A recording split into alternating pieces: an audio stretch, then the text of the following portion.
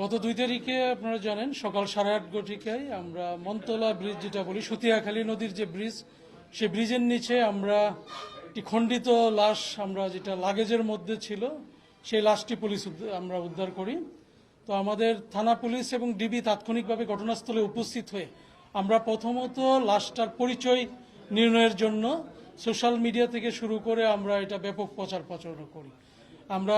তারপর আমরা জানতে পারি যে এই ডিসিস্টের পরিচয় হলো সে ঈশ্বরগঞ্জে, তার বাড়ি আমাদের ময়মনসিংহে, এবং সে প্রেসিডেন্সি ইউনিভার্সিটির ইংরেজির প্রথম বর্ষের ছাত্র। তো আমরা পরে ঘটনার যখন ইনভেস্টিগেশনে আমরা আরও কিছু চমকপ্রদ তথ্য চলে আসে, আমরা জানতে পারি মূলত তার চাচা, যার নাম ইলিয়াস, উনি তাকে সৌরভকে হত্যা করে। এবং এখানে ইভা তার চাচাতো বোনের সাথে গত 9 মে ঢাকায় একটি বাসায় তাদের গোপনে বিয়ে হয়, এবং মেয়েটির পূর্বেও একটি বিয়ে হয়, এবং মেয়েটির ওই হাজবেন্ড বর্তমানে কানাডাতে বসবাস বা স্টাডিতে আছেন। তো এই বিষয়টা মেয়ের যে পিতা এবং তার পরিবার এটা ভালোভাবে মেনে নেননি। তো উনি আমাদের ডিসিস্ট 1 তারিখে যখন ময়মনসিংহে আসে, তখন আসে মূলত সে আগের যে বিয়েটা, সেই যে ছেলেটার পরিবারের সাথে কথা বলে যাতে বিয়েটা শান্তিপূর্ণভাবে এটাকে সলভ করা যায়। এই খবরটি যখন ইলিয়াস সাহেব জানতে পারে, তখন তার ছেলে মৃদুলকে দিয়ে ফোন করে তার বাসায় ডেকে নিয়ে আসে। বাসায় ডেকে নিয়ে আসার পরে প্রথমে এই ইলিয়াস এবং তার শ্যালক ফারুক দুজনে মিলে তাকে মাথায় ছুরিকাঘাত করে তাকে হত্যা করে তার রুমের নিচতলায়।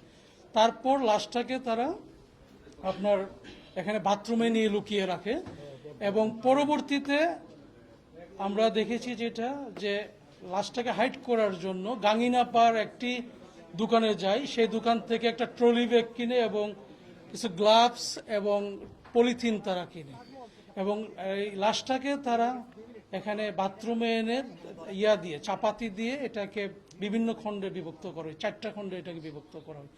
এরপর লাশটাকে এই ট্রলি ব্যাগে করে তারা এটা আমাদের এই যে মনতলা যে সুতিয়াখালী ব্রিজের ওখানে ডাম্পিং করে, এবং এরপরে আমরা যখন নিশ্চিত হই কিভাবে, আমরা গাঙ্গিনার পারে আমরা যে দোকান থেকে লাগেজটা ক্রয় করে সেই দোকানের ভিডিও ফুটেজ আমরা এখানে অনুসন্ধান করি।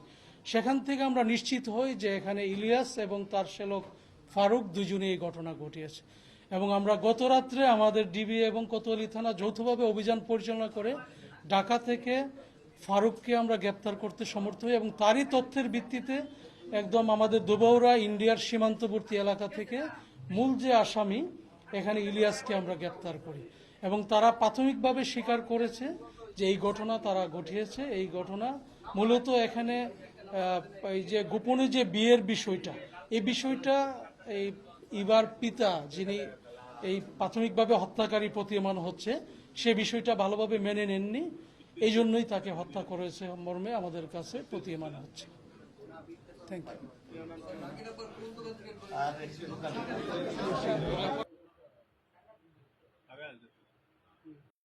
বাংলাদেশ সরকারের কাছে এবং উচ্চ আদালতের কাছে যাতে খুব দ্রুত প্রধানমন্ত্রীর কাছে যাতে খুব দ্রুত এই ফাঁসির রায়টা কার্যকর করা হয়,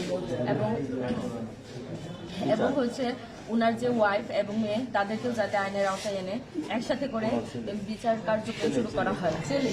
আর আমি শুনেছি ওনার ছেলেও জড়িত আছে, সেক্ষেত্রে ওনার ছেলেকেও যাতে এখানে আনা হয়। একটা ছেলে হচ্ছে গিয়ে, ওনার একটা ছেলের বয়স হচ্ছে 7 বছর, আর একটা ছেলের বয়স হচ্ছে গিয়ে 14 থেকে 15 বছর, সে ক্লাস 9-এ পড়ে। আমি জানতে পেরেছি সেই ফোন দিয়ে গেছে আমার ভাইকে, ফোন দিয়ে বাসায় নিয়ে যাওয়া হয়েছে, তাহলে ছেলেও এখানে জড়িত নিশ্চয়ই। সেই জন্য আমি চাচ্ছি তাদের ফুল ফ্যামিলি সহ যাতে আইনের আওতায় তাদের আনা হয়। প্রথমে এই ইলিয়াস এবং তার শ্যালক ফারুক দুজনে মিলে তাকে মাথায় ছুরিকাঘাত করে তাকে হত্যা করে তার রুমের নিচতলায়। তারপর লাশটাকে তারা আপনার এখানে বাথরুমে নিয়ে লুকিয়ে রাখে, এবং পরবর্তীতে আমরা দেখেছি যে লাশটাকে হাইড করার জন্য গাঙ্গিনাপার একটি দোকানে যায়, সেই দোকান থেকে একটা ট্রলি ব্যাগ কিনে এবং কিছু গ্লাভস এবং পলিথিন তারা কিনে, এবং এই লাশটাকে তারা এখানে বাথরুমে এনে চাপাতি দিয়ে এটাকে বিভিন্ন খণ্ডে বিভক্ত করা হয়, 4টা খণ্ডে এটাকে বিভক্ত করা হয়। এরপর লাশটাকে এই ট্রলি ব্যাগে করে তারা এটা আমাদের এই যে মনতলা যে সুতিয়াখালী ব্রিজের ওখানে ডাম্পিং করে, এবং এরপরে আমরা এই যখন নিশ্চিত হই কিভাবে আমরা গাঙ্গিনার পারে যে আমরা যে দোকান থেকে লাগেজটা ক্রয় করে সেই দোকানের ভিডিও ফুটেজ আমরা এখানে অনুসন্ধান করি। সেখান থেকে আমরা নিশ্চিত হই যে এখানে ইলিয়াস এবং তার শ্যালক ফারুক দুজনে এই ঘটনা ঘটিয়েছে। এবং আমরা গত রাত্রে আমাদের ডিবি এবং কোতোয়ালি থানা যৌথভাবে অভিযান পরিচালনা করে ঢাকা থেকে ফারুককে আমরা গ্রেপ্তার করতে সমর্থ হই, এবং তারই তথ্যের ভিত্তিতে একদম আমাদের দুবাউরা ইন্ডিয়ার সীমান্তবর্তী এলাকা থেকে মূল যে আসামি এখানে ইলিয়াসকে আমরা গ্রেপ্তার করি।